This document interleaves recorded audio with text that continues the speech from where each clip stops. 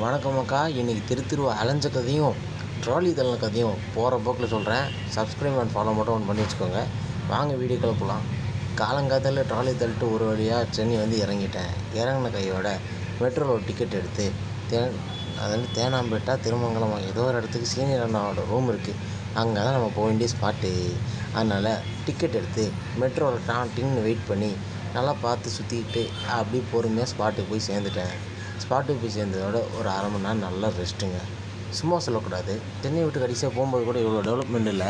அதுக்கப்புறம் ஒரு நல்ல ஒரு க்ரோத் இருக்குது. என்ன மெட்ரோ தான் எத்தனையோ வருஷமாக கட்டிகிட்ருக்காங்க, அதான் முடிய மாட்டேங்குது. சரி, ஓகே, அந்த கதைக்கு நம்ம அப்புறமா வருவோம்.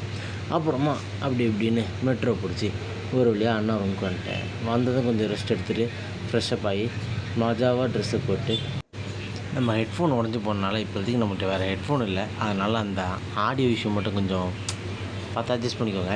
அப்படியே அங்கேருந்து கிளம்பி பொறுமையாக ஒரு ஹோட்டலில் போய் சாப்பிட்டு அப்படியே தெருவா இன்டர்ன்ஷிப் சான்ஸ் கட்டி கிளம்பிட்டேன். ஒரு வழியாக ஒரு கம்பெனி இன்டர்ன்ஷிப் சான்ஸ் கிடச்சிருச்சு. ஸோ நமக்கு அங்கே தான் இனிமேல் இன்டர்ன்ஷிப்பு. ஓகே, வரக்கூடிய நாட்களில் என்னுடைய வாழ்க்கை சோதனை அப்டேட்டு தெரிஞ்சுக்க அந்த ஃபாலோ மட்டும் முதல்ல சொன்ன மாதிரி அந்த லைக்கும் ஷேரும் மட்டும் ஒன்று பண்ணி விட்டு போயிருங்க. அப்படியே இன்றைக்கி அதனால் சொல்ல பண்ணிக்கிறேன். Good night.